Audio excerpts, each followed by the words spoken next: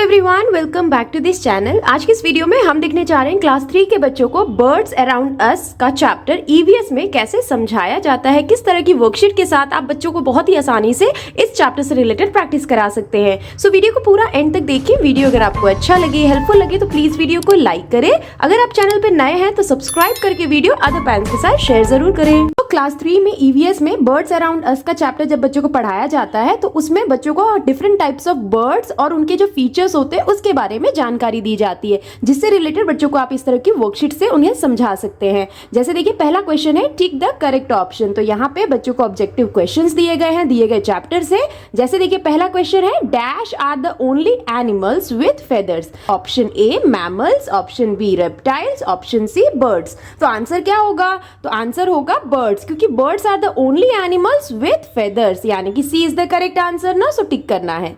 Now same way next देखिए, it is not a flightless bird. दिए गए option में से हमें फ्लाइटलेस बर्ड जो नहीं है उसे ढूंढना है। जैसे देखिए, पिजन, एमू या फिर कीवी। तो तीनों में से कौन सा फ्लाइटलेस बर्ड नहीं है, यानी कि जो फ्लाई कर सकता है, क्योंकि यहाँ पे फ्लाइटलेस बर्ड बोला है तो हमें फ्लाई करने वाला बर्ड ढूंढना है, यानी कि पिजन। पिजन क्या है? ये फ्लाई कर सकते हैं, लेकिन एमू और जो कीवी है ये फ्लाइटलेस बर्ड कहलाते हैं, इसीलिए सही आंसर होगा पिजन। नाउ सेम वे देखिए next question, the beak of humming birds is dash to suck nectar from flower. तो यहाँ पे ऑप्शन ए है sharp and curved, B option broad and flat, C option long, thin and pointed. तो यहाँ पे बोला है जो हमिंग बर्ड का बीक होता है वो कैसा होता है जिससे कि वो नेक्टर को सक कर सकते हैं फ्लावर से। आंसर होगा option C long, thin and pointed, यानी कि जो हमिंग बर्ड के बीक्स होते हैं वो लॉन्ग, थिन और पॉइंटेड होते हैं, जिसकी मदद से वो नेक्टर को सक कर सकते हैं फ्लावर से। So C is the correct answer. Same way देखिए next question, which of the following does not help a bird to fly. दिए गए ऑप्शन में से कौन सा फीचर है जो बर्ड को फ्लाई नहीं करने में हेल्प करता है। जैसे ऑप्शन ए है flight feathers, option B beaks, option C hollow bones. तो सही आंसर क्या होगा? क्या है जो बर्ड को फ्लाई करने में हेल्प नहीं करता है? आंसर है बीक्स। बीक्स की मदद से बर्ड फ्लाई नहीं करते हैं, लाइट फेदर्स और हॉलो बोन्स की मदद से वो फ्लाइट कर सकते हैं। So B is the correct answer. Same way next question, it can fly at a low height only. तो दिए गए ऑप्शन में से कौन सा बर्ड है जो कि फ्लाई कर सकता है लो हाइट पर ही? तो ऑप्शन ए है hen, option B sparrow, option C peacock, option D all of these. तो आंसर क्या होगा? देखिए, हेन, स्पैरो और पीकॉक ये तीनों ही बर्ड ना लो हाइट पे ही फ्लाई कर सकते हैं शॉर्ट डिस्टेंस के लिए, यानी कि आंसर हो जाएगा option D all of these. Next देखिए, it packs into tree trunks to make their nest. दिए गए ऑप्शन में से कौन सा बर्ड है जो पैक करता है ट्री ट्रंक में ताकि वो अपना नेस्ट बना सके? तो यहाँ पे ऑप्शन है आउल, वुडपेकर या फिर ईगल। तो आंसर क्या होगा? वुडपेकर। वुडपेकर एक ऐसा बर्ड है जो ट्री ट्रंक में पैक करता है ताकि वो अपना नेस्ट बना सके। Now same way next question देखिए, dash is not a climbing bird. दिए गए ऑप्शन में से कौन सा क्लाइंबिंग बर्ड नहीं है?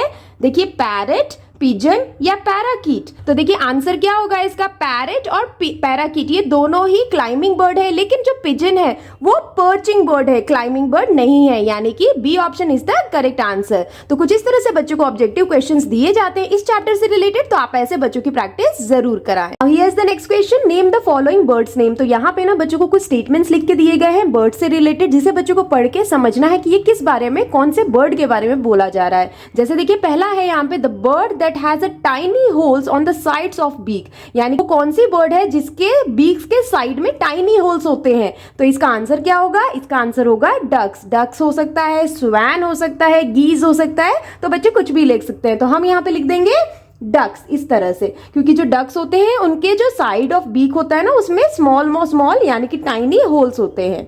नेक्स्ट देखिए, this is known to be bird of prey. तो इस बर्ड को हम बर्ड ऑफ प्रे के नाम से जानते हैं। तो वो कौन सी बर्ड है? वो है ईगल। ईगल, हॉक्स, ये जो सारे बर्ड्स होते हैं ना ये दूसरे बर्ड्स को हंट करके खाते हैं, इसीलिए उन्हें बर्ड ऑफ प्रे कहा जाता है। तो हमारा आंसर यहाँ पे क्या हो जाएगा? ईगल। हम यहाँ लिख देंगे। नेक्स्ट देखिए, the bird that weaves grass in and out to make its nest. वो कौन सा बर्ड है जो वीव करता है ग्रास को इन एंड आउट ताकि वो अपना नेस्ट बना सके? उस तरह के बर्ड को हम कहते हैं वीवर्स बर्ड। तो हमारा आंसर यहाँ पे क्या हो जाएगा? वीवर्स बर्ड, इस तरह से। तो ये हमारा आंसर हो गया। नेक्स्ट देखिए, the bird whose front toes is joined by the skin. तो वो कौन से बर्ड होते हैं जिनके जो फ्रंट टोज होते हैं ना वो स्किन से जॉइंड होते हैं? इसका आंसर क्या होगा? अगेन इसका आंसर हो जाएगा डक्स, स्वैन, गीज। तो ये जितने भी बर्ड्स होते हैं ना इनके जो फ्रंट टोज होते हैं वो स्किन से जुड़े होते हैं, तो हम यहाँ पे लिख देते हैं स्वैन इस तरह से। नेक्स्ट देखिए, the bird that is able to pull out insects from hole in the ground. तो वो कौन से बर्ड हैं जो कि इंसेक्ट को पुल आउट कर सकते हैं स्मॉल होल से जो कि ग्राउंड में होते हैं? उस तरह के बर्ड को हम कहते हैं हुपी बर्ड। तो हमारा आंसर क्या हो जाएगा यहाँ पे? हुपी बर्ड इस तरह से। तो इस तरह से ना बच्चों को डिफरेंट डिफरेंट बर्ड्स के बारे में और उनके जो फीचर्स होते हैं, कैरेक्टरिस्टिक्स होते हैं, वो बताए जाते हैं, जिससे रिलेटेड इस तरह के क्वेश्चन बच्चों को जरूर पूछे जाते हैं और पढ़ाए जाते हैं। तो आप इस तरह से बच्चों की प्रैक्टिस जरूर कराएं। Here's the next question. Write T for true and F for false statement. तो यहाँ पे बच्चों को जो स्टेटमेंट्स दिए गए हैं इसे बच्चों को पढ़ के समझना है कि ये जो स्टेटमेंट है ये ट्रू है या फॉल्स है। जैसे देखिए पहला स्टेटमेंट है birds are light weight creatures. तो क्या ये स्टेटमेंट सही है? यस, क्योंकि बर्ड्स जो होते हैं वो लाइट वेट क्रीचर्स ही कहलाते हैं, इसीलिए इसका जो आंसर होगा वो होगा टी यानी कि ट्रू। नेक्स्ट देखिए, the wings of bird move upward and backward in a down stroke. तो जो विंग्स होते हैं बर्ड्स के वो मूव होते हैं upward and downwards in down stroke. क्या ये स्टेटमेंट सही है? तो ये गलत है। क्यों? क्योंकि जब बर्ड्स के जो विंग्स होते हैं ना वो अपवर्ड और बैकवर्ड जब मूव करते हैं तो वो डाउन स्ट्रोक नहीं कहलाता है, वो अप स्ट्रोक कहलाता है। और यहाँ पे डाउन स्ट्रोक लिखा है, इसीलिए ये स्टेटमेंट हो जाएगा फॉल्स यानी कि एफ। नेक्स्ट देखिए, flight feathers helps birds to lift themself. तो जो फ्लाइट फेदर्स होते हैं ना वो बर्ड्स को उनको उठाने के लिए, उन्हें फ्लाई करने में हेल्प करते हैं। क्या ये स्टेटमेंट सही है? यस, तो ये भी हो गया टी यानी कि ट्रू। नेक्स्ट देखिए, birds wings help them to run on the ground. जो बर्ड के विंग्स होते हैं वो उन्हें हेल्प करते हैं ग्राउंड पे रन करने के लिए। क्या ये स्टेटमेंट सही है? गलत है, क्योंकि बर्ड्स के विंग्स उन्हें किस लिए हेल्प करते हैं? उड़ने के लिए, ना कि रन करने के लिए। तो ये स्टेटमेंट हो जाएगा गलत, तो लिखेंगे एफ फॉल्स। नेक्स्ट देखिए, the eagle has strong and sharp claws. जो ईगल होते हैं उनके स्ट्रॉन्ग और शार्प क्लॉस होते हैं यानी कि पंजे होते हैं। क्या ये स्टेटमेंट सही है? यस, बिल्कुल सही है, तो लिखेंगे टी यानी कि ट्रू। नेक्स्ट देखिए, the crane has thin long legs and wide spreading toes. जो क्रेन होता है उसके पास लॉन्ग थिन लेग्स होते हैं और वाइड स्प्रेडिंग टोज होते हैं, जिससे कि वो किसी भी मडी पॉन्ड में आसानी से वॉक कर सके। तो ये स्टेटमेंट हो जाएगा सही, तो लिखना है टी यानी कि ट्रू। नेक्स्ट देखिए, बर्ड्स हैव टीथ। बर्ड्स के पास टीथ होते हैं? नहीं होते हैं, ये स्टेटमेंट बिल्कुल गलत है, तो हम लिखेंगे एफ यानी कि फॉल्स। तो इस तरह से ना बच्चों को ट्रू एंड फॉल्स देते हुए भी बच्चों को बहुत ही आसानी से इस चैप्टर से रिलेटेड आप प्रैक्टिस करा सकते हैं। अब here is the next question, fill in the blanks. तो यहाँ पे बच्चों को फिलिंग द ब्लैंक्स दिया गया है, जिसमें बच्चों को करेक्ट आंसर को फिल करना है। जैसे देखिए पहला क्वेश्चन है, birds that move to warmer place in search of food are called dash birds. तो जो बर्ड्स वार्मर प्लेस पे मूव करते हैं इन सर्च ऑफ फूड, उस तरह के बर्ड्स को हम क्या कहते हैं? उस तरह के बर्ड्स को हम कहते हैं माइग्रेटरी बर्ड्स, यानी कि आंसर यहाँ पे क्या हो जाएगा? माइग्रेटरी बर्ड्स, इस तरह से लिख देंगे। नेक्स्ट देखिए, dash feathers cover the body of a bird and give shape to it. तो किस तरह के फेदर्स होते हैं जो बर्ड के बॉडी को कवर करते हैं ताकि उन्हें एक अच्छा शेप मिले? तो उस तरह के फेदर्स को हम कहते हैं फ्लाइट फेदर्स। तो हम यहाँ पे लिखेंगे फ्लाइट फेदर्स इस तरह से। नेक्स्ट देखिए, the birds that can not fly at all are called dash birds. जो बर्ड्स बिल्कुल भी फ्लाई नहीं कर सकते उन्हें कौन सा बर्ड कहते हैं? उन्हें हम कहते हैं फ्लाइटलेस बर्ड। तो हमारा आंसर यहाँ पे क्या हो जाएगा? फ्लाइटलेस बर्ड्स इस तरह से। नेक्स्ट देखिए, as winter approaches some birds are unable to find dash for themself. जैसे ही विंटर आ जाता है तो कुछ बर्ड अपने लिए क्या ढूंढ नहीं पाते हैं? फूड ढूंढ नहीं पाते हैं, इसीलिए वो माइग्रेट करते हैं अलग जगह ताकि वो फूड तलाश कर सकें। तो आंसर हो जाएगा फूड। नेक्स्ट देखिए, chisel shape beak help a dash to make hole in a tree trunk. Chisel shape beak किसको हेल्प करता है ताकि वो ट्री ट्रंक में होल बना सके? तो आंसर होगा chisel shape beak help a woodpecker. Woodpecker बनाता है ना, सो यहाँ लिखेंगे woodpecker to make holes in a tree trunk, क्योंकि उनके पास चिजल शेप बीक होता है। नेक्स्ट देखिए, vultures Eagles and owls are called dash as they eat small animals। तो vultures, eagles और owl को हम क्या कहते हैं? क्योंकि वो small animals खाते हैं, उन्हें हम कहते हैं birds of prey। तो हमारा आंसर यहाँ पे क्या हो जाएगा? birds of प्रे, इस तरह से, क्योंकि वो छोटे एनिमल्स को खाते हैं या दूसरे बर्ड्स को खाते हैं, इसलिए उन्हें हम बर्ड्स ऑफ प्रे कहते हैं। तो इस तरह से ना बच्चों को फिलिंग द ब्लैंक्स देते हुए भी बच्चों को आप आसानी से बर्ड्स अराउंड से रिलेटेड प्रैक्टिस करा सकते हैं। Now here is the next question, label the body parts of bird. तो यहाँ पे ना बर्ड का पिक्चर ड्रॉ करके दिया गया है। जैसे एक ह्यूमन के अलग अलग डिफरेंट बॉडी पार्ट्स होते हैं, उसी तरह से बर्ड्स के भी होते हैं। तो कैसे बच्चों को समझाया जाता है, इस तरह से आप बच्चों को पिक्चर ड्रॉ करके उन्हें लेबल करने के लिए समझा सकते हैं, सिखा सकते हैं। जैसे देखिए ये जो बर्ड है, इसका ये जो पंख है, इसे हम क्या कहते हैं, इसे हम कहते हैं विंग। तो हम यहाँ लिखेंगे विंग। नेक्स्ट देखिए, अब ये जो पंख के अंदर ये जो बहुत ही सॉफ्ट से ये इस तरह से होते हैं, इसे हम कहते हैं फेदर्स। तो हम यहाँ लिखेंगे फेदर्स, इस तरह से। नेक्स्ट देखिए ये क्या है, ये है बर्ड का हेड, तो हम यहाँ लिख देंगे हेड। नेक्स्ट देखिए ये क्या है, ये है आई ऑफ अ बर्ड, यहाँ लिखेंगे आई। नेक्स्ट देखिए ये जो चोंच होती है, इसे हम कहते हैं beak, beak of a bird, तो यहाँ पे लिख देंगे। नेक्स्ट देखिए ये क्या है, ये है body, body of a bird, ये बॉडी है ना, तो यहाँ लिख देंगे बॉडी।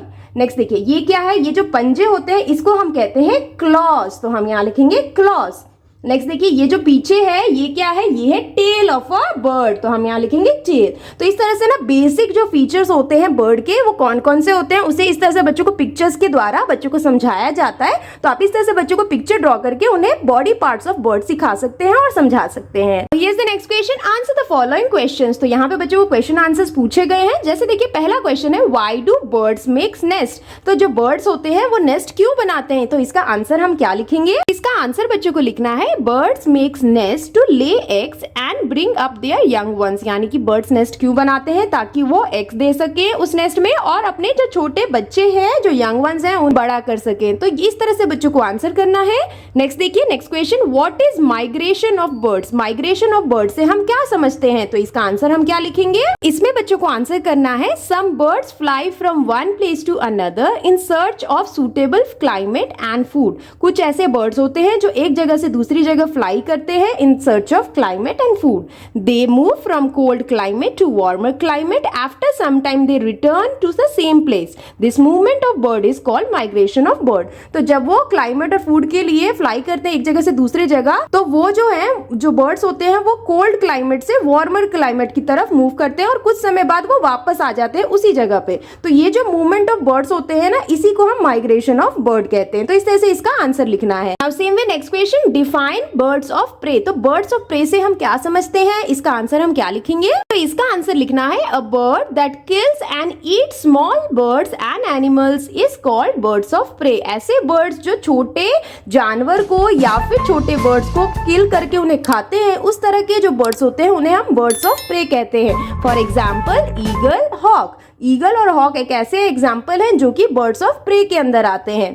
नाउ नेक्स्ट क्वेश्चन देखिए, what is perching, give 2 examples. Perching से हम क्या समझते हैं और इसके 2 एग्जाम्पल्स बच्चों को लिखने हैं। तो इसका आंसर हम क्या लिखेंगे। सो पर्चिंग का मतलब होता है, perching means to land and stay on the edge of something such as a branch or a fence. Perching का मतलब होता है लैंड करना। कोई भी बर्ड जब लैंड करती है और स्टे करती है किसी भी चीज के एज पर, जैसे कि ब्रांच या फिर फेंस, उसी को हम पर्चिंग कहते हैं। For example crows, parrots are perching birds. जो क्रोज और पैरट्स होते हैं उन्हें हम पर्चिंग बर्ड्स के नाम से जानते हैं। Now same way next question, what is wedding. Wedding हम किसे कहते हैं, गिव 2 एग्जाम्पल्स। एग्जाम्पल्स देने हैं 2, तो इसका आंसर हम क्या लिखेंगे। इसका आंसर बच्चों को लिखना है, water birds have long and thin legs with spread out toes which helps to walk through water. This movement is called wading. जो वाटर बर्ड्स होते हैं उनके पास लॉन्ग और थिन लेग्स होते हैं विथ स्प्रेड आउट टोज, जो कि हेल्प करता है उन्हें वाटर के थ्रू वॉक करने के लिए। इसी मूवमेंट को हम क्या कहते हैं, वेडिंग कहते हैं।